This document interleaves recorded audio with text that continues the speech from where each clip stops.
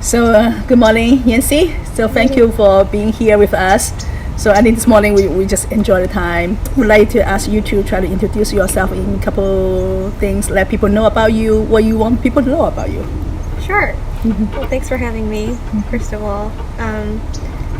My name is Yanzie Chow, and I currently live with my family. I have 2 sisters and 1 brother, and I'm the eldest. I am an introvert, definitely an introvert. But I have been mistaken as an extrovert many times. Okay. Yeah. How come? I think I'm just I take my environment into consideration a lot. So when I perceive someone else might feel uncomfortable, I will exert myself and make myself more like outgoing to like break the environment. I'm definitely not, as a person, I'm not assertive, but I will push myself to be because I want other people to feel comfortable. So but I'm definitely introverted.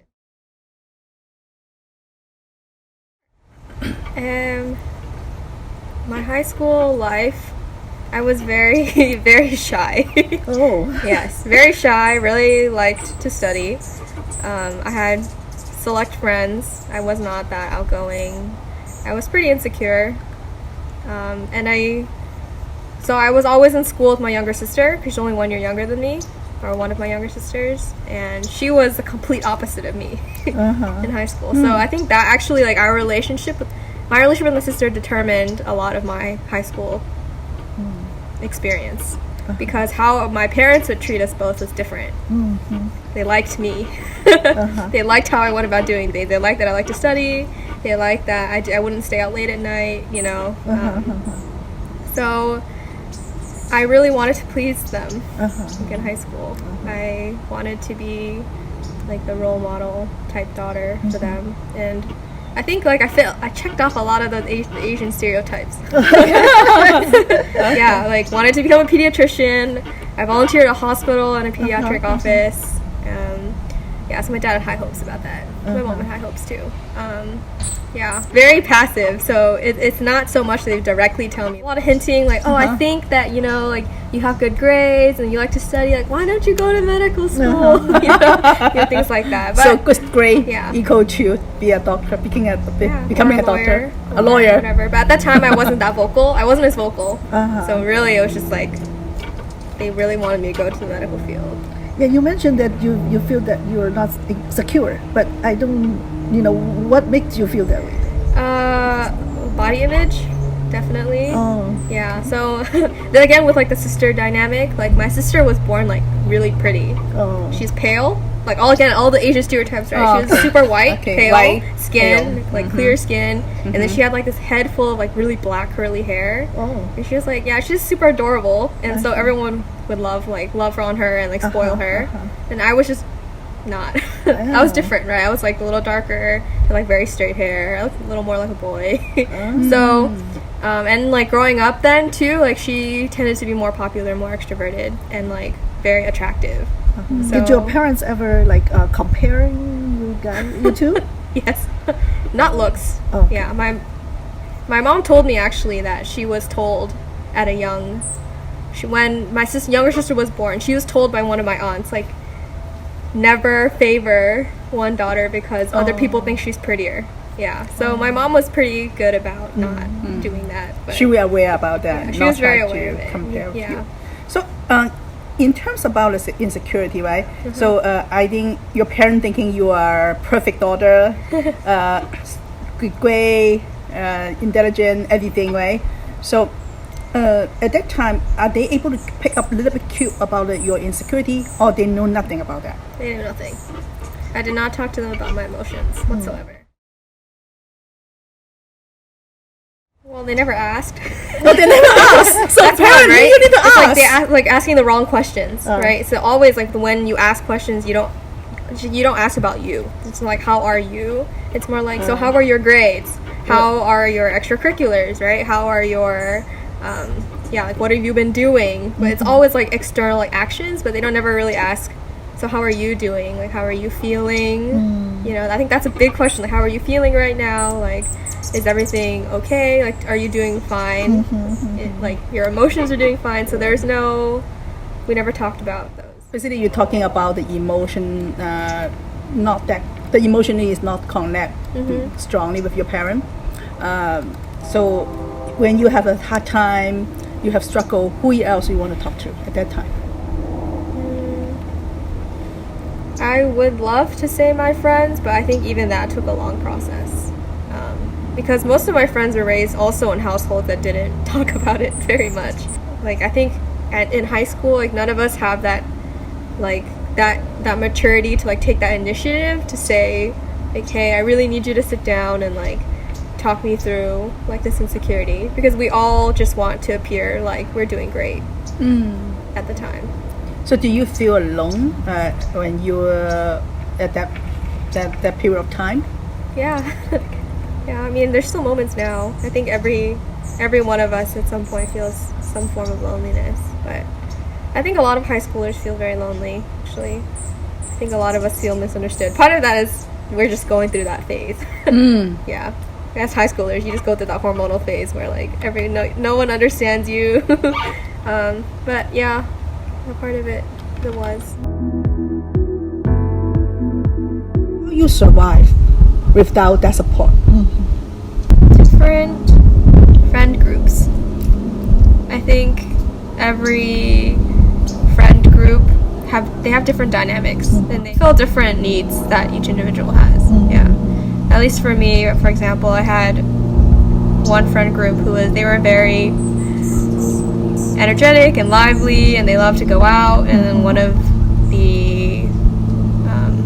the members of the group, they had a car, right? So they could take us wherever we wanted to go. We could just hang out and just have silly conversation. And that was something that I was not personally very good at. Yeah, because I am a very serious person. I don't know how to. It's much easier for me to sit down and have serious conversations and to jump straight into, like, the intimacy and the depth than it is for me to just, like, relax. Ease up, right? Yeah, to ease up and to allow myself to like, just enjoy the moment. So being with that group of friends was fun, for lack of a better word. But then I would have, like, those, like, my best friends who knew me better. Like, they could see that I really have a lot of opinion, even though I don't say it, and that maybe I prioritize my relationships over, like, my academics, but, like, I was in an environment where my parents prioritized other things. And then so they would ask me those questions, right? Because they knew that I would ask them back. Yeah. Being able to find people who can, like, you can have a bi-directional relationship with, I think it's very important. So that was helpful. And age, gender, background, and also just, like, multi-ethnicity, like having friends who did not grow up the same way I did was helpful. Yeah. I really craved those. Honestly, like, in the environment I was in, Arcadia High School, was not. It was pretty insulating. Okay. Yeah, it's very competitive, very insulating, and there was not that much diversity. Yeah, so I think I really understood the outlet and the need for different groups when I went to college. And I had access to a much more diverse population, and I made friends from all different places, all different walks of life, all different ideas about faith, and have different opinions and are studying different things. And that was very satisfying too.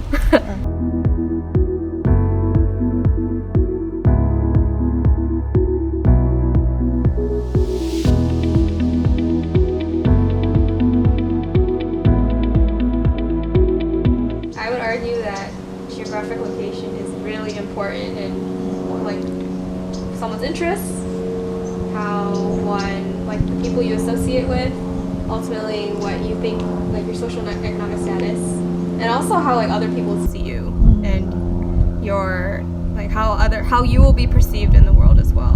Like, for example, when I tell people I'm from Arcadia or from the SGV, they already have an assumption about me. You know, either upper middle class, Chinese, right? Okay. So people like there's, but then sometimes then the people who live in that area will buy into that identity, and then will assume that like they'll want to achieve those certain things because they want to fit in. People like to be in the part of the norm. Okay. And that was my high school life. Yeah, I did define myself by the standards of like what Arcadia was. Different levels. Specifically at my school, very high academic pressure because everyone went to an after school, everyone had extra tutoring sessions, and everyone's parents wanted them to go to an Ivy League. Okay. Right? So it was pretty high academic pressure. I think it's even worse now. There's also like pressure in terms of extracurriculars. You know, or sports, you know, what position are you? What can you put on your resume so you can get into college? Yeah, so I don't think there was much like personal development in high school. It's very cranking out the process. You know, the end goal for high school is to get into college, not necessarily to find yourself and your identity. There was no emphasis on that. You will be very different in college. So don't assume that whatever you are going through right now will be what you carry with you in college. Things will change. Your environment will change. Once your environment changes, you'll be very different. I can pretty much guarantee that. So, yeah, take risks. They want what's best for you, but they don't know, like for personal growth. And also give your parents grace because most of the time they're trying really hard to understand what you're going through. And even though you don't think they can understand, you just give them some time. And no matter how much they pester you, sometimes give them the patience and just talk to them about what you're going through. Yeah, even if they don't understand, we just need to give them time. The concept of letting go, maybe. So I think parents just need to slowly step back a little bit at a time and let their child make their own decisions, and intercede really when their child can't is really not in control of what's happening. Yeah,